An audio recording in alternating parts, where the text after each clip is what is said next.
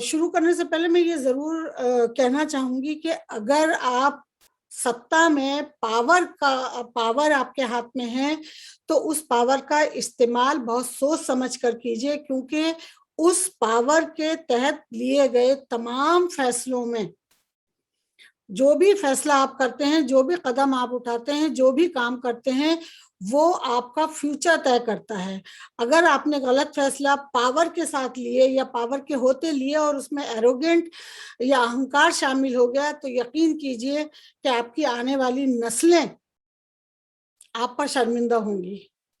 आपने देखा कि कल किस तरह हमारे मुल्क के प्राइम मिनिस्टर साहब ने तीनों फार्मर्स के तीनों कानून वापस लेने का ऐलान किया, और साथ ही साथ आपने अपोलोजाइज भी किया उन तमाम लोगों को, उन तमाम फार्मर्स को जो कहीं ना कहीं सफर कर रहे हैं इस प्रोटेस्ट में, जिनके घरों से लोग मारे भी गए हैं, जिन्होंने सर्दी गर्मी बरसात अपने सरों पर झेली है। उन तमाम लोगों के साथ जो सलूक हुआ है पिछले 1 साल में इन 3 कानूनों के वापस होने से, वो दुख कितने कम होंगे और उन दुखों को वो लोग कितनी देर अपने साथ लेकर चलेंगे, ये वक्त बताएगा। लेकिन आज हमारे साथ संजय कपूर साहब हैं, जो खुद जर्नलिस्ट हैं और जमीन पर रह के काम करते हैं। आइए उनसे बात करते हैं और देखते हैं कि इन तमाम मुद्दों पर उनकी क्या राय है। सके हमारे साथ संजय कपूर साहब हैं। संजय कपूर सर जी, आपसे पहला सवाल, इन एनी फील्ड, जब आपके हाथ में पावर होती है और आप उस पावर का सही इस्तेमाल नहीं कर सकते, या आप उस पावर के इस्तेमाल को समझ नहीं पा रहे हैं कि हमें कहीं फैसला करना है तो कैसा करना होगा, क्या करना होगा, तो वहां मशवरे की बहुत अहमियत होती है। लेकिन हम ये देख रहे हैं कि पिछले 6-7 साल में जो कुछ भी हुआ, वो बहुत सारे चेंजेस अचानक हो गए। रात को 8 बजे एक मन की बात हुई और ऐलान हो गया, रात को 8 बजे मन की बात हुई और ऐलान हो गया। तो सत्ता में पावर अगर आपके पास है और आप उसका सही इस्तेमाल नहीं कर रहे हैं, उसका गलत इस्तेमाल कर रहे हैं, तो हिंदुस्तान का सबसे बड़ा आदमी, जो हिंदुस्तान का फेस है सारी दुनिया में, अगर वो गलत फैसले ले रहे हैं तो उसका क्या असर हो सकता है या होता है समाज पर भी, दुनिया पर भी, मुल्क पर भी और मामलात पर भी। बहुत बहुत शुक्रिया, आपने मुझको यहाँ पे बात वतन की बात के लिए बुलाया, और मैं उम्मीद करता हूँ कि जो आप सवाल पूछें उसका सही जवाब दे पाऊंगा। मैं ये इस बात से इत्तेफाक नहीं करता कि जब वो कोई इस तरीके का डिसीजन या निर्णय लेते हैं तो वो सोचते हैं कि गलत ले रहे हैं। कई सारी चीज़ें मिस्टर मोदी ने जो करी हैं, चाहे मन की बात 8 बजे करी हो, चाहे मेरे ख्याल से डीमोनेटाइजेशन या नोटबंदी का को अगर आप छोड़ दें, तो तकरीबन जितनी भी चीज़ें कही उनके मैनिफेस्टो में लिखी हुई थी। चाहे आर्टिकल 370 का विथड्रॉल, चाहे ये क्या नाम है आपका जो किसान का जो मुद्दा है उसके ऊपर जो उन्होंने कहा है। कांग्रेस के का भी जो मैनिफेस्टो था उसके अंदर भी एग्रीकल्चर रिफॉर्म्स की बात करी गई थी। पर कहने की बात ये है कि जब इस तरीके के आप डिसीजंस लेते हैं तो सबसे अहम बात ये है कि आपको और लोगों से बात करनी चाहिए। जो पूरी कंसल्टेटिव प्रोसेस है उसको ये इससे इत्तेफाक नहीं करते हैं। मोदी साहब का जो पूरा नज़रिया ये है कि मैं जो कर रहा हूँ अपने आप में काफ़ी है और लोगों की सोचने की और बात करने की कोई ज़रूरत नहीं है। तो चाहे ये चीफ मिनिस्टर थे गुजरात के, जब प्राइम मिनिस्टर बन गए हिंदुस्तान के, उनकी जो स्टाइल है, जिसको शैली भी बोल सकते हैं, वो तकरीबन एक ही जैसी है। पार्लियामेंट या उनकी असेंबली बहुत कम समय के लिए मिलती है, छोटा एक परफंक्टरी सा डिस्कशन होता है पार्लियामेंट के अंदर और वो चीज़ पास हो जाती है। और उसके बाद उम्मीद करते हैं कि इनके जो टीवी का एंकर्स हैं, टीवी चैनल हैं जो उनकी बात करते हैं, जिसको कि तरह-तरह के उनको नाम दिया जाता है, जो उनका फ्रेंडली मीडिया है, जो हर किसी जो भी डिसेंट करता है, जो उससे इत्तेफ़ाक नहीं करता है, उनकी आलोचना करते हैं, क्रिटिसिज़्म करते हैं और उनको दिखाते हैं कि वो एंटी नेशनल है, डिसेंटर है, हिंदुस्तानी जो इंटरेस्ट से उससे इत्तेफ़ाक नहीं करता है। तो ये हम सिलसिला काफ़ी समय तक देख रहे हैं और यही चीज़ फार्म प्रोटेस्ट के दौरान भी हुई। अगर आपको याद हो 1 साल पहले हर इंसान जिसने इसकी मुखालफ़त करी, उसको इन्होंने एंटी नेशनल के लोगों ने, ख़ास के ट्रोल्स ने कहा रोज़ आर्मी और ट्रोल के। मोदी साहब ने भी कहा कि ये सब एक जुमला का इस्तेमाल किया जिसको कहा उन्हें आंदोलन-जीवी, जी, लाइक जी। People who live off agitation और प्रोटेस्ट। तो उन्होंने कहा कि ये सब आंदोलन-जीवी हैं जिसकी वजह से ये हो रहा है और उनके पास इतनी ताकत है कि उनके पास हज़ारों सपोर्टर्स हैं, व्हाट्सएप ग्रुप्स हैं, ये हैं, वो हैं। तो उन्होंने जो पूरी-पूरी इसके खिलाफ जिहाद जो उन्होंने छिड़ी, वो देखने की वाली बात थी। इसमें सोचिए कि हिंदुस्तान के बाहर ग्रेटा थर्नबर्ग और रिहाना ने भी ये ना बोला, तो रिहाना का के पीछे लाखों उनके जो जी, सपोर्टर्स हैं, जी। उसका ट्विटर अकाउंट को फ्लड कर दिया। ग्रेटा थर्नबर्ग के खिलाफ करा, फिर एक लड़की थी दिशा रवि, दिशा उसके रवि टूल जी। किट के बारे में करा। हुँ, हालाँकि कनाडा के पीएम ने भी कुछ है ना बोला जस्टिन ट्रूडो ने, तो उसके हुँ, खिलाफ भी बहुत सारी आलोचना करी गई। कहने हुँ, का मतलब ये है कि इसको जो किसान का मुद्दा है, उसको इस तरीके से देखा कि जो भी इसके फ़ेवर में बात कर रहा है, ये बात पहले सुलझाई जा सकती थी।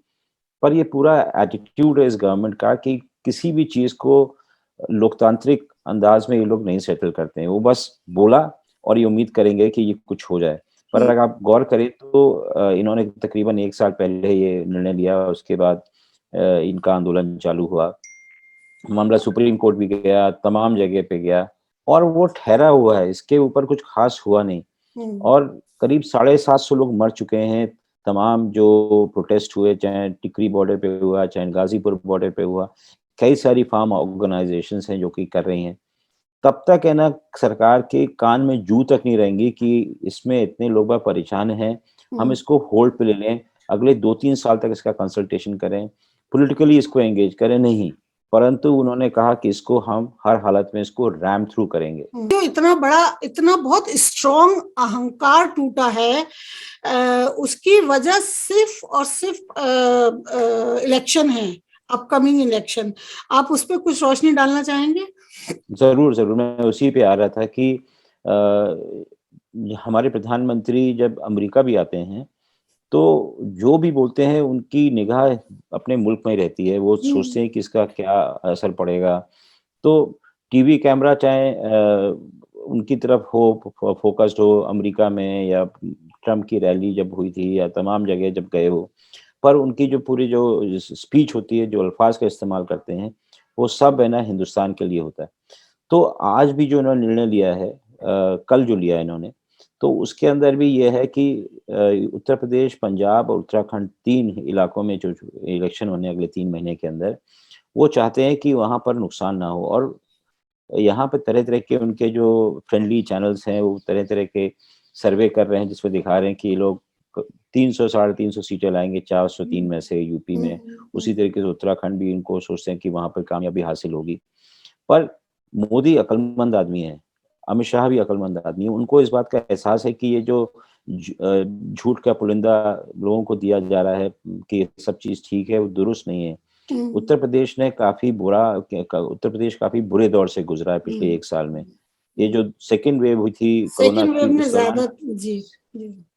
उस दौरान मेरे ख़्याल से सिर्फ़ लफ़ाज़ी के कुछ ख़ास हुआ नहीं और हमारे कई सारे जानकार हैं क्योंकि जो सरकारी आँकड़े हैं वो स दिखाते हैं कि बहुत कम हुँ, लोग मरे, वो दिखाते हैं तकरीबन 22,000 लोग मरे। हुँ, तो यहाँ पर 95,000 विलेजेज़ हैं, 95,000 विलेजेज़ हैं, जिसमें 5 से लेकर 25 लोग के मरने की बात करी जाती है। तो अगर आप इसको गुणा कर दें या इसको मल्टीप्लाई कर दें, तो आपको एहसास हो जाएगा कि कितने लोग मरे हैं। एक समय तो हालत ये हो गई थी कि लंबा क्यू लगा हुआ था, मैं लखनऊ का रहने वाला हूँ। जी। तो म एक लंबा क्यू लगा हुआ था वहाँ पे भैंसाकुंड जो कि क्रिमेशन ग्राउंड है, हुँ। कि वहाँ पे अंदर जाने को ये दिल्ली में भी कई जगह पे हुआ, पर दिल्ली वहाँ में पे भी क्या करा हाँ, बिल्कुल वो हाँ, वीडियोज़ दिल्ली में भी पिक्चर्स हुआ, आ रहे पर थे। वहाँ वहाँ के मुख्यमंत्री योगी आदित्यनाथ जो हुँ, सैफ़रन जामा पहनते हैं और अपने को वो कहते हैं योगी कहते हैं। उन्होंने क्या करा कि भैंसाकुंड के चारों तरफ बड़े-बड़े स्कैफोल्डिंग लगा दी जिससे कि बाहर के लोग देख ना पाएँ। हुँ, मीडिया अलाउ नहीं था कि कोई भी फ़ोटो भी खींच पाए कि वहाँ पे क्या हो रहा है। तो हर तरीके से कोशिश करी कि जो बिटर ट्रूथ है जो कि जो सच्चाई है, वो बाहर ना निकल पाए। पर ये तो लोगों की ज़िंदगी के साथ हुआ है ना, तो अगर आप लोगों को ना भी बताएँ कि क्या हुआ, पर वो तो इस दौर से गुज़रे हैं। जिसके घर में मरा है वो कैसे भूलेंगे? कैसे भूलेंगे? तो इन्होंने भुलाने की कोशिश करी, तो कोई ख़ास बात नहीं है, तो दुनिया में हर जगह हो रहा है। अमेरिका में देखिए, वहाँ पे भी यही हाल है, यूरोप में तो अभी भी यही हाल हो रहा है।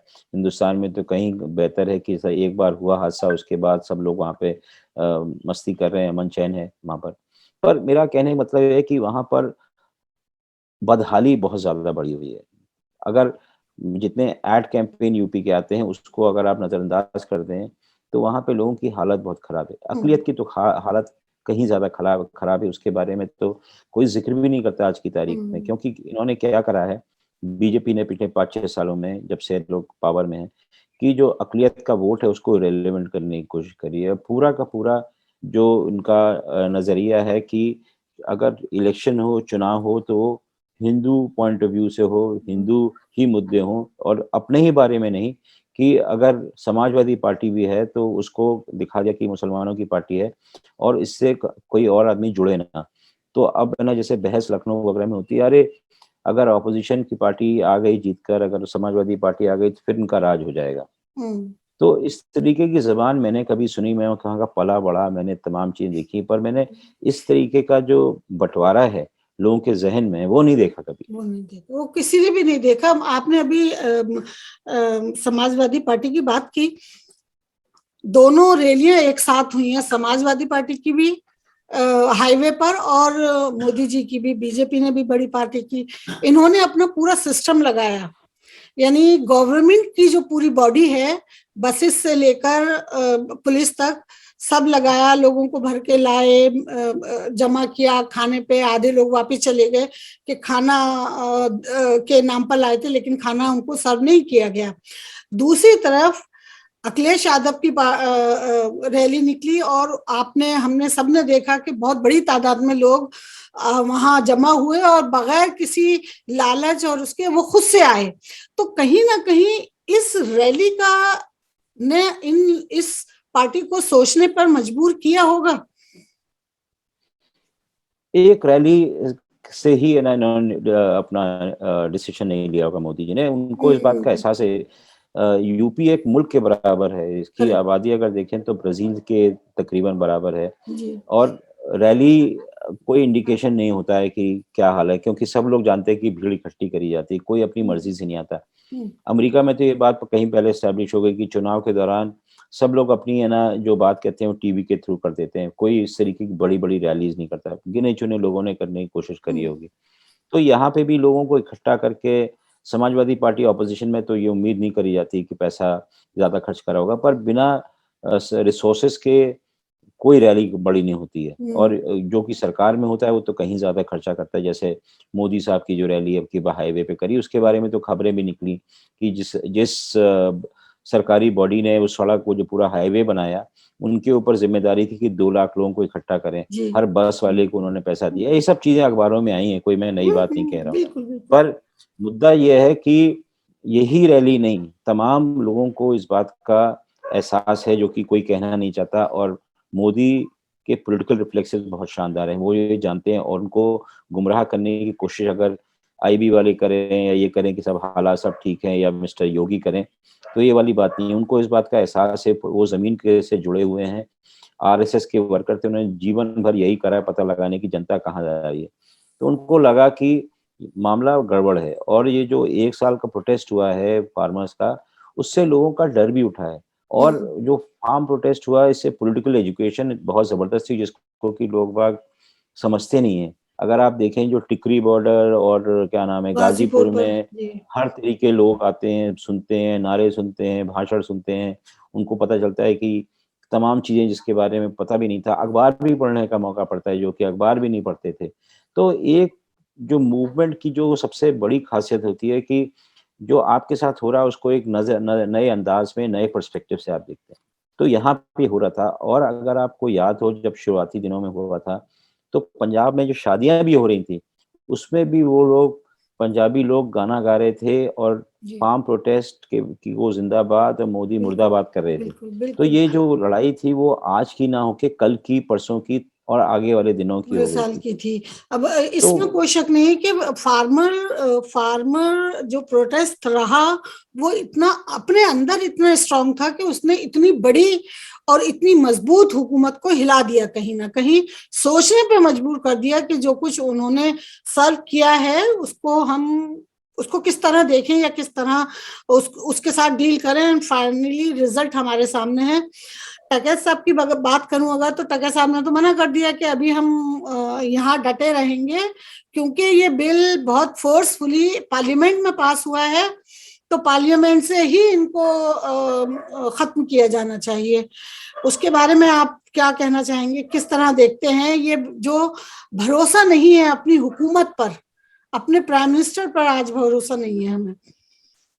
देखिए, लोग बाग आज की तारीख में इत्तेफ़ाक नहीं करना चाहते हैं कि ये जो पीएम ने करा है वो उससे, क्योंकि पीएम एक इंटरेस्ट को रिप्रेज़ेंट कर रहे हैं। उनको लगता है कि ये जो पूरा कॉर्पोरेटाइज़ेशन है, कि जो एग्रीकल्चर जो हमारी ज़मीन है, उससे हमारा कब्ज़ा छूट जाएगा। अगर आप इमेजेस देखें जो तमाम बॉर्डर से आती है, वो सब बुज़ुर्ग लोग हैं। ऐसे लोग जो कि खेती अब फ़िलहाल नहीं कर पाते होंगे, वो लोग उनसे शुरुआती दिनों में इंटरव्यू लेने के जो लोगों ने लिया, उनसे बातचीत करी, तो वो ये कहते थे कि हम अगली जो पीढ़ी है, उसके लिए हम अपनी ज़मीन बचाना चाहते हैं। और ये जो बिल है, उसमें प्रोविज़न्स हैं जिससे कि हमको लगता है कि ज़मीन हमारे हाथ से निकल जाएगी। जो लड़के हिंदुस्तान के इस समय बॉर्डर पे डटे हुए हैं, चीन के खिलाफ, पाकिस्तान के खिलाफ, वो कहते थे हम उनके लिए ज़मीन बचा के रख रहे हैं। तो ऐसी जज़्बाती बातें अगर आप सुनिए तो आपको लगेगा कि वो तो अपनी जान देने के लिए तैयार हैं। तो जब तक उनको कागज़ पे उनको नहीं मिलेगा, लिख के पार्लियामेंट में अप्रूव नहीं होगा, वो नहीं जाएँगे, क्योंकि अगर इतने दिनों तक डटे रहे हैं तो 15 दिन और या 1 महीना और, क्योंकि अभी दिसंबर में ना पार्लियामेंट सेशन चालू होने वाला है, तब तक वो बैठे रहेंगे। जब तक उनको नहीं मिलेगा ये प्रॉमिस। उसके बाद एक और चर्चा हो रही कि जब यहाँ पर हो भी जाएगा, विथड्रॉ भी हो जाएगा, उसके बाद हो सकता है कि अगले सेशन में ले आएँ। जब ये ना यूपी जीत जाएँ, उत्तराखंड जीत जाएँ, तो फार्म मूवमेंट पूरा का पूरा तोड़ दें, क्योंकि ये राकेश टिकैत जो कि भारतीय किसान यूनियन के नेता हैं, जो कि काफ़ी सामने आके जी, बातें करते हैं। जी। उन्होंने भी कहा है कि अगर फार्म प्रोटेस्ट खत्म हो गया, तो मैं बीजेपी को सपोर्ट करने में मुझे कोई प्रॉब्लम नहीं है। 2013 में जब है ना मुज़फ्फरनगर में दंगे वगैरह भी हुए थे, तो वो प्रो बीजेपी ही देखे जाते थे। तो मेरा कहने का मतलब ये है कि रा मोदी और बीजेपी और आरएसएस आज की मूवमेंट की राजनीति नहीं करते हैं। उनको लंबे समय का उनको है कि हमें हिंदुस्तान की जो डेमोक्रेसी है, हिंदुस्तान का जो नक्शा है, उसकी शक्ल क्या होनी चाहिए, तो वो उस तरीके की करते हैं। तो अपने आप में जो हुआ है, अगर विथड्रॉ करते हैं तो ठीक है, इसका मतलब रीथिंक हो रहा है, परंतु हो सकता है कि आगे कुछ और किसी और शक्ल में भी लेके आएँ, तो इस बात का खौफ है फार्मर्स के। एक चीज है कि जिस तरह टके साहब ने कहा कि हमें, और वो सही कह रहे हैं, क्योंकि जो हालात रहे हैं पिछले कुछ सालों में, उनमें किसी भी बात पे भरोसा करना थोड़ा मुश्किल हो रहा है सबके लिए, क्या किसानों के लिए और किसी भी फील्ड के लोगों को अगर आप बात करें, तो वो एक एक एतमाद नहीं है, एक कॉन्फिडेंट नहीं है अपनी हुकूमत को लेकर लोग। इस हालत में आपको लगता है कि अगर ये अगले दिसंबर वाले सेशन में नहीं इंक्लूड किए तो इसका असर फिर से पड़ेगा नहीं, फार्मर्स प्रोटेस्ट पर? मुझे लगता है कि इस सेशन में विथड्रॉ कर लिया जाएगा, इसमें कोई कर लिया जाएगा? कन्फ्यूजन नहीं है। अच्छा। कन्फ्यूजन इस बात का है कि आगे फिर से लेकर आएँगे कि नहीं लाएँगे, और अगर हम्म, लाएँगे तो कितनी जल्दी लेकर आएँगे। हम्म, और क्या ये अगर यहाँ से विथड्रॉ कर लेते हैं, क्या पूरा जो फार्म रिफॉर्म की बात है, क्योंकि इसमें काफ़ी एक कॉर्पोरेट लॉबी भी है जो कि हम्म, अ, जिस तरीके से वो प्राइवेटाइज़ करी जाती है चीज़ें, उसी तरीके से अगर फार्म सेक्टर में आ रहे हैं, तो उनको लगता है कि यहाँ पे प्रॉफिट मार्जिन बढ़ेगा। और ये तो दिखाते हैं कि इसमें फार्मर का इंटरेस्ट है कि आपको पूरी फ्रीडम है कि आप किसी भी सूबे में जाके अपना सामान बेच सकते हैं। दूसरी बात ये है कि जो कॉर्पोरेट सेक्टर है, वो भी है ना अपनी जो क्रॉप है, क्या चाहता है कैश क्रॉप, वो अपने हिसाब से है ना ग्रो कर सकता है।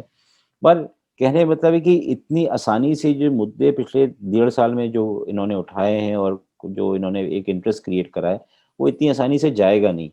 तो हम्म, विथड्रॉ तो कर लेंगे, फिर आने वाले समय में फिर आ सकता है, जब जैसे ही वापस आ चुनाव खत्म होगा, 2024 पे आ सकता है। क्योंकि फार्मर्स ने तो कहा था कि हम तो अगले 10 साल तक एजिटेट करते रहेंगे, हमें कोई प्रॉब्लम नहीं है। हम्म, क्योंकि ये तो हमारी ज़मीन के बारे में बात है, ये सौगात अपने आने वाली पीढ़ी को देना चाहते हैं। हमने अपने माँ-बाप से ली है, हम अपने बुजुर्गों से लिए है, हम आपको उनको देना चाहते हैं। तो वो उस तरीके की लड़ाई है। तो अगर जैसे लेट्स से कि ये दिसंबर में इन्होंने विड्रॉ कर लिए, वापस ले लिए, खत्म हो गए, किसान कुछ अपनी ज़हनियत चेंज करेंगे, आएंगे बीजेपी के तो साथ, क्योंकि ये सब वोट के लिए हो रहा है। नहीं, देखिए जो किसान है ना, ये काफ़ी समय तक है ना, हमारे जितने भी लेफ्ट पार्टीज़ हैं, कम्युनिस्ट पार्टीज़ वगैरह ने इनके साथ काम करने की कोशिश करा, और वो इस नतीजे पे पहुँचे कि ये इनकी जो पॉलिटिक्स है, वो किसानियत से जुड़ी नहीं है। तो हम्म, जैसे वेस्टर्न यूपी का जो जाट है, उसको पूरी तरीके से बीजेपी ने अपने इन्फ्लुएंस में लिए रखा है। तो अभी तो नाराज़ होगा, पर जैसे ही उनकी जो ज़रूरतें पूरी हो जाएँगी, या उनको लगता है कि उनका जो गुस्से का कारण है वो खत्म हो जाता है, तो वो बीजेपी में भी चले जाएँगे, ऐसी कोई हम्म, बात नहीं है। कुछ लोग कन्वर्ट हुए होंगे, पर कई सारे लोग वापस चले जाएँगे। मैंने पिछला वाला 2017 का चुनाव देखा था। जब हम यूपी, वेस्टर्न यूपी में घूम रहे थे, हम्म, तो वहाँ पर एक समय पे हम गए थे जब ऐसा लग रहा था कि जाट बीजेपी से दूर हो गया। हम्म, फिर अमित शाह जो कि होम मिनिस्टर हैं, उन्होंने तमाम जाट नेताओं की से बात करी, और आप अगर वोटिंग पैटर्न देखिए, उस दिन के बाद से जो वोटिंग पैटर्न था, वो ये था कि पूरी जो जाट कम्युनिटी थी, उन्होंने जम के वोट किया। और उस समय जितना भी जो लोक दल जो वहाँ का है, चरण सिंह की पार्टी, और पुराने जो बुजुर्ग थे वो चले गए, अब उनके बेटे और उनके ग्रैंडसन जयंत चौधरी, हम्म। वो काफ़ी उम्मीद थी कुछ सीटें-वीटें मिलेंगी, कुछ नहीं मिला उनको, नथिंग एट ऑल। तो और पॉलिटिक्स के अंदर लोग बाग इतनी जल्दी अपनी वोटिंग बिहेवियर चेंज नहीं करते हैं। तो लेकिन मुझे नहीं लगता है कि जैसे 700 750 किसान शहीद हुए हैं ड्यूरिंग द प्रोटेस्ट, उसमें से कुछ लोग ऐसे हैं जिनके बच्चे बॉर्डर पर हैं और बाप का यहाँ पे देहांत हो गया। इस तकलीफ से गुजर कर वो फैमिलीज या वो लोग जो उनके साथ चले हैं एक साल से, वो इतनी आसानी से जहन चेंज कर सकते हैं जस्ट फॉर वोट, कि भाई हमारे हो गए तो अब हमें कोई मतलब नहीं, बाप मर गए तो मर गए, लेकिन वोट हमें जो है बीजेपी को ही नहीं, देना हो है। सकता है कि वो लोग ना वोट करें, उसमें हो सकता है कि कई सारे लोग ना वोट करें। कि जो लोग है ना इस पॉलिटिकल एजुकेशन के दौर से गुजरे हैं, जिनको लगता है कि देश में democratic rights have to be protected, जिनको लगता है कि जो इस तरीके की जो हुकूमत है वो हमारे मुल्क की जो कोर है, सेकुलर कोर है उसको ख़त्म करने, क्योंकि अगर आप गौर करें, काफ़ी समय तक इनको खालिस्तानी बोला गया, एंटी नेशनल बोला गया, तमाम चीज़ें बोली गई बहुत कुछ, सरदारों जी को। जी जी। और हर तरीके का इनके ऊपर इल्ज़ाम लगाया। एक है ना एनआरआई साहब हैं धालीवाल, अमेरिका से आते हैं, हम्म, और उनको है ना उनका वीज़ा, जितने भी ओसीआई कार्ड है उनको रोक दिए गए, हम्म, जितने लोगों ने फार्म प्रोटेस्ट को है ना सपोर्ट किया। तो इस तरीके की परेशानी लोगों को हुई है, ऐसी बात नहीं है, पर हिंदुस्तान की आबादी बहुत ज़्यादा है, तो हो हम्म। सकता है कि एक छोटा तबका उनसे छिटक के दूर हो जाए, लीडरशिप हो जाए, ये हो जाए। पर मुझे लगता नहीं है कि लोग बाग इतनी जल्दी वोटिंग बिहेवियर अपना चेंज करते हैं। हाँ, क्योंकि बहुत तकलीफ से गुजरे हैं, सर्दी गर्मी बरसात नहीं, बिल्कुल सब मैं इनके आपकी सर पे बात से से गुजरा इत्तेफ़ाक है। करता हूँ। और उसके साथ हुँ, साथ बहुत तरह के इल्जामात, हुँ। मतलब नहीं, मैं सब आपसे सहमत हूँ, इत्तेफ़ाक करता हूँ, पर कहने का मतलब ये है कि उसके अंदर कोई आइडियोलॉजी अगर जिनमें आ गई तो ठीक है, बाकी लोग सिर्फ़ है ना 3 जो फार्म लॉज़ के बारे में सोचते हैं अरे अच्छा विथड्रॉ हो गई तो they can go back to normal politics. जी, उस तरीके की भी सोच रखने वाले होंगे, क्योंकि कुछ इनके लोग तो पास होंगे जी। इतना ज़बरदस्त रिसोर्सेज़ हैं इस रूलिंग पार्टी के पास, इतना ज़्यादा इनका टीवी और ये और वो WhatsApp group, I am sure they have entire pitch ready, किस तरीके से ये लोगों तक जाएँगे, किस तरीके से पीएम पीएम 100-50 रैली कर देंगे, वो तरह-तरह की हम्म, बात कहेंगे, कुछ रोएँगे, कुछ कहेंगे कि मैं किसानों के लिए रो रहा हूँ। कल भी जो अपॉलॉजी करी है जी उन्होंने, जी गुरपूरब पे करी है। गुरु नानक का जो वो है जी, बहुत बर्थडे के बहुत दौरान। बड़ी बात है जी। हाँ, तो इनका तो सिस्टम इस तो खैर तरीके से चलता है, जो ये जो चाहे वो आई मीन आप कुछ भी देख लीजिए, इनका जो स्ट्रेटेजी तो इनके पास कुछ है नहीं, मुद्दों पे बात करने के लिए मुद्दा ही नहीं है एक्चुअली। अगर सिर्फ देख लें तो वो बस सिर्फ एक हिंदू मुस्लिम और सिख ईसाई लड़ा रहे हैं, बाकी इनके पास कुछ ऐसा सच है नहीं। अगर अगर हिंदुस्तान में देखिए, आप हम मुझसे ज्यादा जानते हैं, मेरे को 20 साल हो गए हिंदुस्तान छोड़े हुए, दूर बैठी हूँ बहुत। आप वहां हैं, आप मुझसे ज्यादा समझते हैं इस चीज को कि हिंदुस्तान में ना तो सलाहियतों की कमी है, ना रिसोर्सेस की कमी है, और ना ही ऐसा है कि हिंदुस्तान का युवा अपने मुल्क से प्यार नहीं करता। सब कुछ है, मगर वो जो लीडरशिप है, जो युवा को उठा के उस पूरे सिस्टम में मशीनरी बना दे, उसकी कमी है। शुरू में इन्होंने जो वादे किए थे, वो उससे ऐसा लग रहा था कि नया India, new India, beginning, this and that, लेकिन एट द एंड वही 100 साल पुरानी बातें, वही 100 साल पुराने झगड़े, और वही राम मंदिर, वही मस्जिद। युवा के अंदर जो आक्रोश आया है इस बात से, और खासतौर से जॉब ना होने की वजह से, और जब उनसे सवाल किया गया तो पकोड़े तल लो और दिस एंड दैट हुआ, उससे युवा भी यूपी का बहुत ज्यादा नाराज है। आपका क्या टेक होगा इस पर? देखिए, मैं इस बारे में I can't say it categorically, क्योंकि इन्होंने क्या करा है कि काफ़ी हद तक लोगों में ये हिंदू-मुस्लिम वाला जो है उत्तर प्रदेश में और देश के तमाम मुल्कों में, उनकी उनकी सोच ये है कि हिंदुस्तान के साथ और ख़ास के हिंदुओं के साथ ज़्यादती हुई। तो कहने मतलब कि अगर आप हिस्टोरिकली इन सब चीज़ों को देखें तो आपको लगेगा कि बीजेपी उस फ़लसफ़े को रिप्रेज़ेंट करती है, कि हिंदुओं के साथ ज़्यादती हुई है और उसको हम ठीक करने में लगे। लेकिन नफरत, हमारे नौजवान को नफरत के साथ खड़ा कर दिया, ये कितना दूर तक जाएगा? तो ये तो ये तो इसको नस्लें सोच के भी खराब हो खौफ गई होता ना है। इस तरह तो। इसको सोच के भी खौफ होता है। अगर पिछले 5-6 सालों में जिस तरीके से लोगों की ज़हनियत में बदलाव आया और उसका आगे चल के क्या होगा, यहाँ पे बहुत बड़ी परेशानी है कि यहाँ का जो मीडिया है वो बिकाऊ मीडिया है। उनमें कोई इंस्टीट्यूशंस हमारे मुल्क की बहुत कमज़ोर हैं, चाहे बहुत कोर्ट हो कमजोर है गया, जी। चाहे मीडिया हो गया, चाहे कचहरी हो गई। हम्म अगर गलती से अगर आपके ऊपर है ना कुछ इल्ज़ाम लगा दिया गया, हम्म तो आप है ना देख लीजिए जैसे शाहरुख खान के बेटे के साथ क्या हुआ। उसके पास कुछ भी नहीं मिला था। हम्म म बम उसका ये भी प्रूव नहीं हुआ था कि क्रूज़ में गया था। वो तो जहाँ पे जो कलेक्शन एरिया था क्रूज़ में वहाँ पे उसको बुलाया गया, वहाँ से उसको उठा लिया गया हम्म और हर तरीके का इल्ज़ाम लगा दिया। उसको तकरीबन 1 महीने के आस-पास लग गए निकलने में हम्म और हर जुम्मे के दिन उसकी पेशी होती है। हम्म तो कहने का मतलब ये है कि जहाँ पे इंस्टीट्यूशनल वीकनेस हो, अमेरिका में इंस्टीट्यूशनल वीकनेस नहीं है। तो hmm that is why it looks very different. पर जो आदमी की सोच है वहाँ पे भी उतनी है, वहाँ पे तो right to possess a gun भी है, तो लोग जो बंदूक लेके इधर-उधर मारते हैं लोगों को, तो उसका जो मल्टीप्लायर इफ़ेक्ट होता है कहीं ज़्यादा होता है। हाँ बिल्कुल है, लेकिन फिर भी हम ये देखते हैं कि कानून बहुत स्ट्रांग है, सबके लिए है। मैं मैं अगर मानता कोई हूँ। क्राइम करती हूँ और कोई वाइट क्राइम करता है, और मैं अगर सही हूँ और वो गलत है, तो उसी को देंगे, हमें नहीं देंगे सजा। नहीं, हमें मैं वही इत्तेफ़ाक करता हूँ, पूरी बात है। जस्टिस मिलेगा जो एक वाइट को देंगे। बिल्कुल सही फरमा रही हैं आप।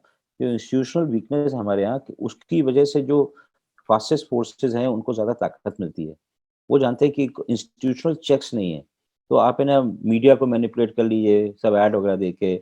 आप है ना कोर्ट्स में ना जितने भी जजेस हैं, उनको आप मैनिपुलेट करने की कोशिश करिए।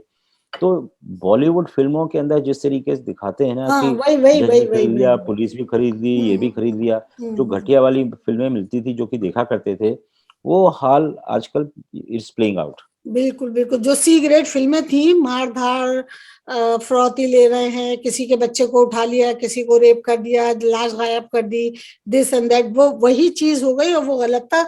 पर अगर बैक टू इलेक्शन आए, तो अभी आपको इस सारी सिचुएशन में इलेक्शन का फाइनल आप बता दें कि आपको क्या लगता है, क्या हो सकता है फाइनली यूपी में? जो आंकड़े देखिए आ रहे हैं, इलेक्श वो तो बीजेपी काफी लूज कर रही है। जो गोदी मीडिया दिखा रहा है, वो सीट ज्यादा दिखा रहा है। तो मुझे देखिए मैं भी यूपी का एक चक्कर लगा के आया हूँ, छोटा है, 4-5 दिन का है ही। तो जो मैं कहूँगा हर चीज़ पे अप्लाई नहीं करता, अभी 2-3 महीना करेक्ट। बाकी है। हो सकता है कि तो बीजेपी पहली बात तो ये है कि पिछली बार उनको 40% वोट मिले थे। बीजेपी के खिलाफ कांग्रेस और समाजवादी पार्टी का अलायंस था, तभी भी ये ना कुछ खास नहीं कर पाए थे।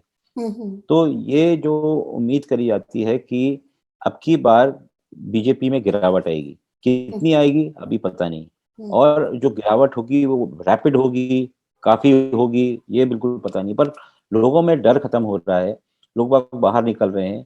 अगर आप छोटे-छोटे इलाकों से जो यूट्यूब वीडियोज़ आ रहे हैं, उनको अगर आप सुनेंगे, तो जो मैसेजिंग है वो नीचे तक जा रही है। वो लोग इल्ज़ाम लगा रहे हैं कि किस तरीके से हमारे प्रधानमंत्री झूठ बोलते हैं, किस तरीके से चीन ने हमारी ज़मीन पे कब्ज़ा कर रखा है। ये तमाम मुद्दे आपको सुनाई पड़ेंगे। पर अभी तक मेरे ख़्याल से जो स्थिति है उससे लगता है कि बीजेपी को बहुत मेहनत करनी पड़ेगी जीतने के लिए, और समाजवादी पार्टी को जो सपोर्ट मिल रहा है, हो सकता है आगे बढ़ के वो इट एक्वायर्स मोमेंटम। और ये प्रियंका दोनों गांधी मिल सकते हैं जो कहीं campaign at that at some point. BJP और समाजवादी का कहीं कुछ गठजोड़ होने का कुछ कहीं कोई 1% संभावना? नहीं, नहीं, उसका नहीं होगा वो, क्योंकि इसका नहीं अगर होगा। समाजवादी पार्टी बीजेपी के साथ चली जाएगी, तो उनकी जो कहने मतलब वो कि टूट जो जाएगी, हैसियत है उनकी, हाँ जो बिल्कुल वो बिल्कुल खत्म हो बिल्कुल, जाएगी। वो खत्म हो जाएगी, उनकी anti reputation BJP, anti RSS की जो पोज़ीशन है वो खत्म हो जाएगी। वो खत्म हो जाएगी, तो बिल्कुल अभी बिल्कुल। I don't want to comment कि कौन जीतेगा, कौन हारेगा, इट्स टू अर्ली। हाँ, पर इट मुझे इज टू लग रहा है अर्ली, कि बट एक बस अच्छे थोड़ा सा कि क्या पर माहौल मुझे बन लग रहा रहा है है। पर मुझे लग रहा है कि we are heading towards a good election, not it one will, sided as it was last time. Correct. तो गॉड सेव टू इंडिया, तो बस इतना ही कर सकते हैं। वाकई हालात बहुत अच्छे नजर नहीं आ रहे हैं, पर thank you so much for giving us time Sanjay ji, और बहुत-बहुत थैंक यू शुक्रिया फॉर आपने मुझे गिविंग मी टाइम। बुलाया। तो देखा आपने, ये हमारी बात हो रही थी संजय कपूर साहब से, और बहुत सारी चीजें हमने उनसे जानने की कोशिश की है। उम्मीद करती हूँ आपको ये वीडियो पसंद आया होगा। अगर आपको पसंद आया है तो इसको लाइक कीजिए, सब्सक्राइब कीजिए और कमेंट जरूर कीजिए, क्योंकि हमें आपके कमेंट का इंतजार रहता है। टिल देन, जय हिंद, जय भारत।